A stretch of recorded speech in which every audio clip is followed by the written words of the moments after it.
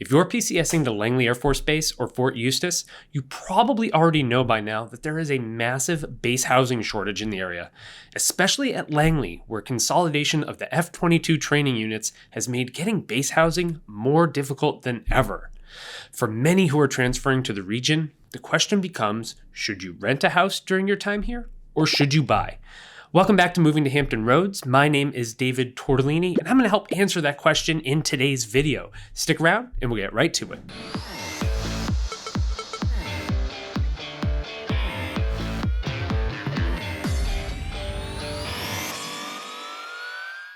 If this is your first time here, thanks so much for checking out the channel. I'm a local real estate agent with eXp Realty, and my team and I are here and ready to help you out with your move to the area. Call, text, or email anytime. And if you like what you hear in this video, go ahead and subscribe. Okay, let's get into the pros and cons of buying versus renting when you PCS to joint Langley Eustis. First, let's talk about one of the two primary benefits you get as a service member that relates to housing.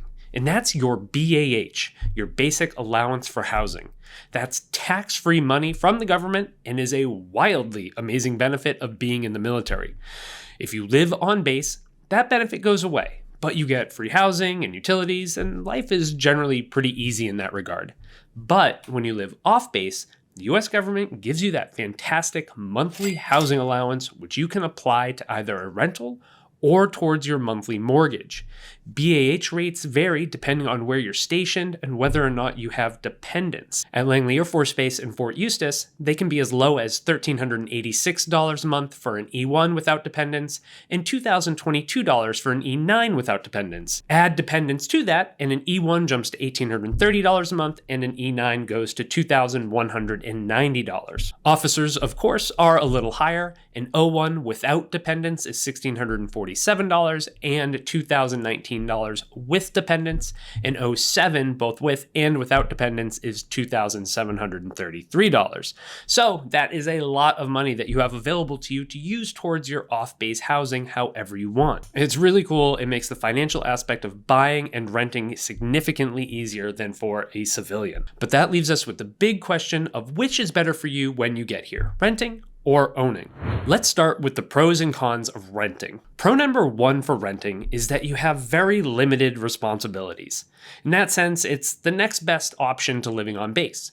As a tenant, you won't have to deal with any problems that arise at the house, whether it's a leaky dishwasher or the AC goes out, or long-term wear and tear items like replacing the roof. All those types of responsibilities fall on the homeowner and will often be handled through a property management company. So if something breaks, you can just make a phone call and it should be fixed without you coming out of pocket even one penny.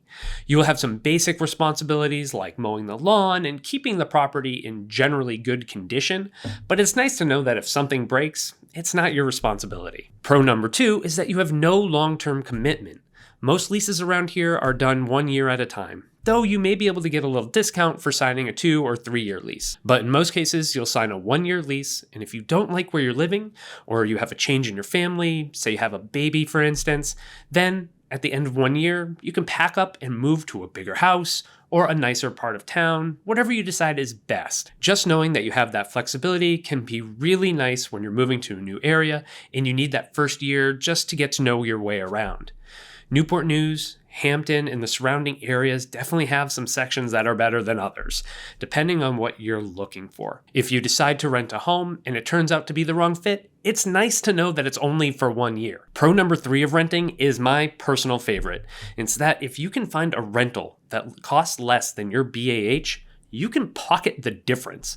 That's such a cool benefit. So let's say your BAH is $2,000 and you can lock down a rental for $1,500 a month. Then you can put that extra $500 in your pocket tax-free. That is so cool. Now, what I hope you're doing with that $500 is saving it to one day put towards buying a house or investing for your future, doing something constructive with it and not just blowing it on like whiskey and Chick-fil-A. But it's your money and you can do with it whatever you please.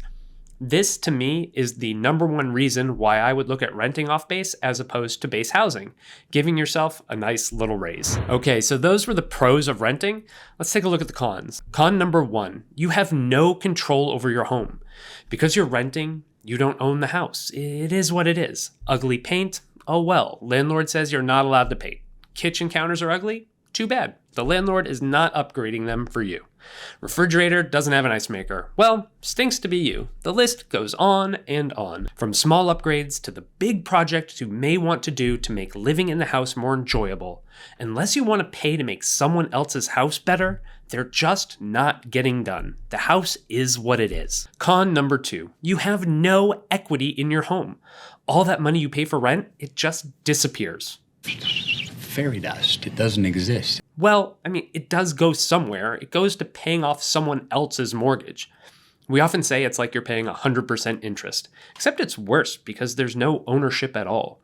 When you rent, after paying in tens of thousands of dollars, you're left with nothing to take away from it. Let's say you get a rental for your BAH of $2,000 per month. Times 12 months, that's $24,000 a year. If you rent for your 3-year term here, that's $72,000 down the drain. If you have no other option than to rent, then it is what it is. But it hurts my soul when I hear people say that they're okay with throwing away $72,000 when that could have been going towards a home they own. Having equity is one of the most important aspects to wealth building in the world, and renters miss out on this amazing opportunity. We'll talk a lot more about that when we get to the pros of owning. Con number 3 is that you don't have control over the cost of housing. If you get settled into a home and you think you're going to stay there for multiple years, that's great, but there's absolutely nothing from stopping the landlord from raising the rent. You might be happy there paying your $2,000 BAH every month, but what if they raise the rent at renewal time to $2,200? Now it's not so great, and you're scrambling to go find a new place before your lease renews. You'll always be at the whim of the landlord, and that stinks. Con number 4 is very simply that you don't get to enjoy the tax breaks that are available to homeowners. So while that BAH is tax-free, that's where it ends for you. If you were putting that money into a mortgage, you'd have even more benefits, which we'll talk about in just a bit. Okay, so let's shift to owning. Being a homeowner is one of the most important things you can ever do to build your long-term wealth. In fact, the Federal Reserve has found that homeowners have a median net worth 40 times that of renters. As we're about to discuss, there are many pros to being a homeowner, along with a few cons.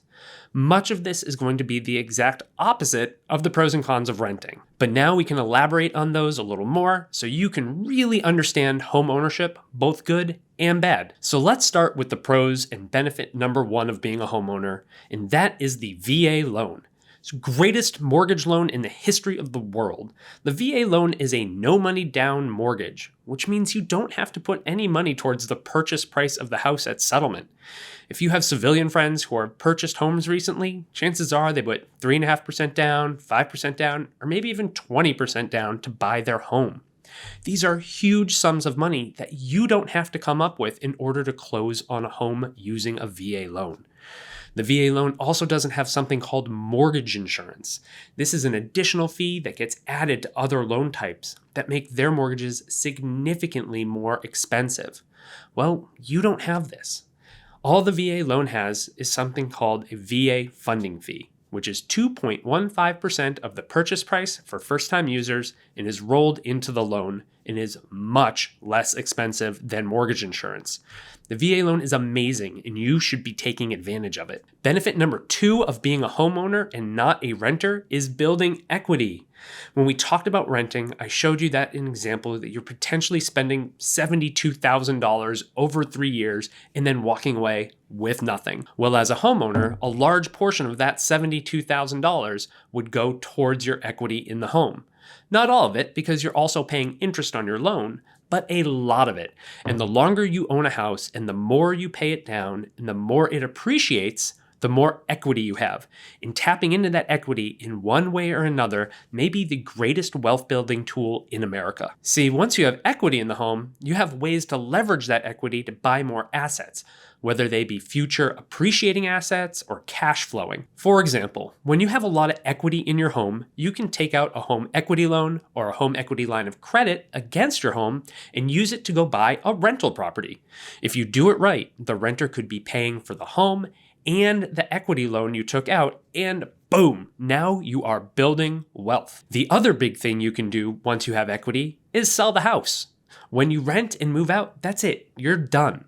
But when you own the house, when you sell it, even if the house doesn't appreciate very much, you'll still get back a large percentage of what you put into it. But now that money will be sitting in your bank account instead of living in the house. If the market does appreciate, which it almost always does over time, you can make massive amounts of money when you sell your home, which you will never do as a renter. Pro number 3 to buying a home when you PCS to the area is future rental income. Chances are this is not your last duty station. So when you do buy, and then you have to PCS to your next base, you're left with 2 options: sell or hold on to it as a rental property. The great thing for this area is that rental prices are typically higher than mortgages. So there's a really good chance that your renter will continue to pay the mortgage for you in full, even after you're long gone. This allows you to get all the benefits of being a real estate investor with no money down. I know many people who have done this every time they PCS to a new location and end up retiring with 10 or more rental properties to their name, all of which are being paid for by the tenants while they continue to appreciate. They can cash flow these properties as long as they want, and then one day start selling them and rake in tons of cash for their retirement, pay for their kids' college, whatever they want to do with it. Owning rentals is an awesome way to build wealth, and the future you will thank you for starting now. Pro number 4 are the great tax benefits that come from owning a home. You'll want to consult a licensed tax professional for the full details, but the basic advantages being that you can deduct the mortgage interest on your taxes along with your real estate taxes. One big deduction for military only is that you can deduct moving expenses when you PCS. You can't deduct anything the military will pay for, but if you end up having to come out of pocket for something, it's deductible. There are also benefits in specific situations like energy efficiencies, home office deductions, and medically necessary improvements. You also don't have to pay any taxes on the sale of your home as long as you've lived there at least 2 of the past 5 years and the profit falls below the capital gains thresholds. So lots of great tax benefits to being a homeowner. Our final pro is that you can do whatever you want with the property. Don't like the paint? Change it. Want to redo the landscaping? Go for it. Floors, counters, tear down walls, you name it. You can do it when you're the homeowner. This may not seem like a big deal to some of you, but it can be really frustrating when you come home to a house that isn't the environment you want it to be. And it's really hard to justify making improvements to a rental, even with the owner's permission, when that house isn't yours.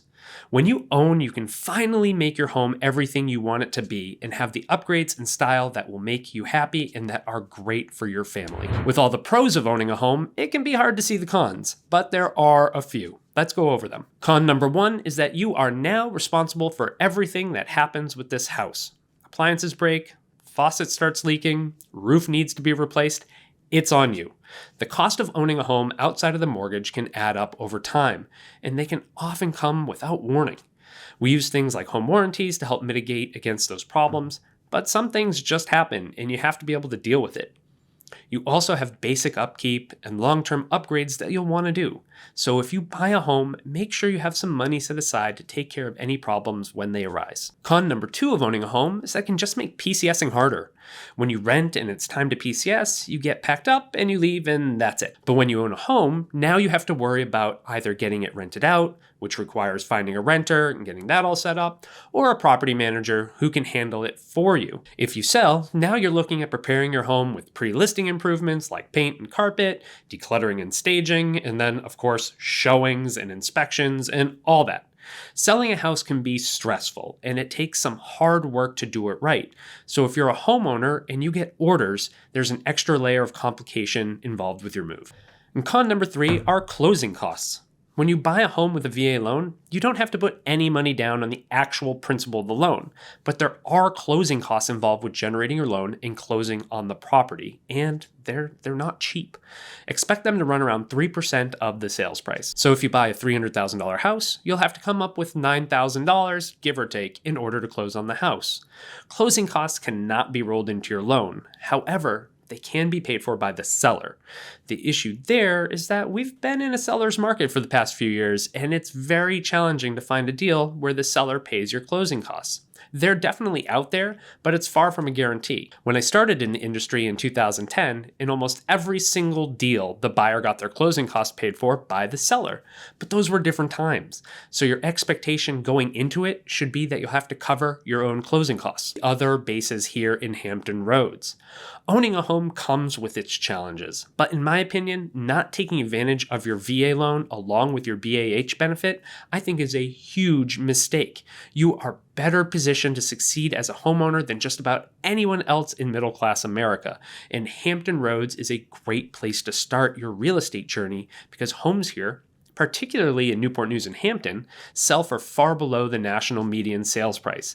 And we have a very strong rental market if you decide to hold on to your property once you head to your next duty station. So take a look at your finances, and if you feel comfortable with the responsibility aspect of being a homeowner, you can cover repair if one suddenly comes up, and if you're okay keeping the property in good condition and well maintained, then you should absolutely buy a home. But if you're not prepared both financially and emotionally to be a homeowner, then there's no problem with holding off. The fact that you're watching this tells me that at least you want to be a homeowner one day, and you absolutely should. Maybe you'll have to wait till your next duty station, but there's a really good chance this could be your best opportunity to buy a home, especially if your next location is overseas or in a much higher price location like Hawaii or San Diego. If you are thinking about buying when you transfer here, it's never too early to start that process. Best thing we can do is get you in touch with one of my preferred loan officers and have them run some numbers for you to make sure that you're ready to go financially. Then we can get you plugged into the MLS so you can start seeing properties online and scheduling video tours if you want to get a place lined up for when you get here. We've helped tons of people buy and sell property from other states, countries, and continents, so we can definitely make it happen no matter where you are. Or we can hit the ground running as soon as you get here, really whatever works best for you. In the meantime, do me a favor and like this video, share it with anyone else you know who may be transferring to one of the bases here in southeastern Virginia, and subscribe to this channel for more great content about living in Hampton Roads. If you have any comments or questions, leave those below and I'll reply right away. And if you're ready to start talking about buying a home, give me a call, shoot me a text, or send me an email. My team and I are here and we would love to help you out.